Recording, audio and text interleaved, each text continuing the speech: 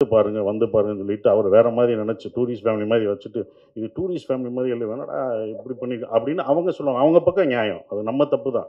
ஏன்னா நம்ம என்ன படம் பண்றோம், இது என்ன ஜானர் ஆஃப் மூவி எல்லாம் அவங்களுக்கு தெளிவுபடுத்திடணும். தெளிவுபடுத்தும்போது அவங்க பார்க்க வரும்போது அத இது பண்ணுவாங்க. ஏன்னா இது வந்து ஜெயில் சார் சொன்ன மாரி ஜெயில் படங்கள், எஸ்கேப் டூ விக்டரி இந்த மாதிரிலாம் நம்ம இங்கிலீஷ்ல பார்த்துருப்போம். நெறைய படங்கள் பார்த்துருப்போம். ஆனா, அது உண்மை கதைய தான் அவங்களும் எடுத்திருப்பாங்க. கிரேட் எஸ்கேப் இதெல்லாம் வந்து உண்மை உண்மை சம்பவத்த தழுவி எடுத்திருப்பாங்க. இந்த படமும் உண்மை சம்பவத்த தழுவி தான் எடுத்திருக்கும். ஜெயிலுக்குள்ள இருக்கும்போது காமெடி பண்ண முடியாது, டான்ஸ் ஆட முடியாது. அடிச்சுருவாங்க. சும்மா இது பண்றதுக்கே அடி வெளுக்குறாங்க. அப்புறம் எப்படி ஜெயில்ல இருக்கும்போது உருக்க மாட்டாங்க. ஸோ அப்படி வந்து இது 1991ல நடந்த ஒரு கதை. 95 வரைக்கும் இருக்கு. 95ல ஜெயில்ல பிரேக் பண்ணி தப்பிக்கிறவங்கள பத்தி 1000 அகதிகள சந்தேக கேஸ்ல உள்ள புடிச்சுட்டு போய், அவங்க எப்படி குடும்பத்த இழந்து, அவங்க ஃபேமிலிய ஓட சேர்ந்தாங்களா? இல்லையா? அப்படின்ற ஒரு விஷயத்த சொல்லப்போற ஒரு படமா தான் இந்த இந்த ஃப்ரீடம் இருக்கும்.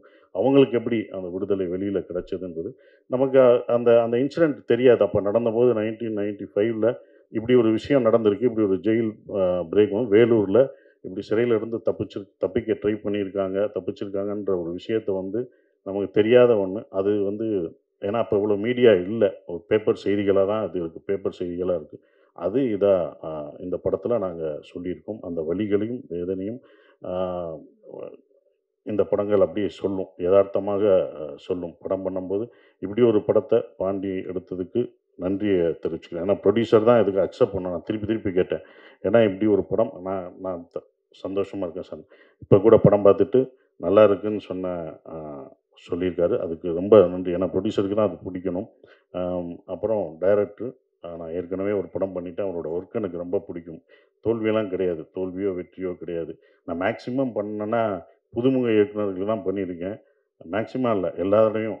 அதிகமா நான் பண்ணது 11, 12 புதுமுக இயக்குனர்கள் படத்துல நடிச்சிருக்கேன்.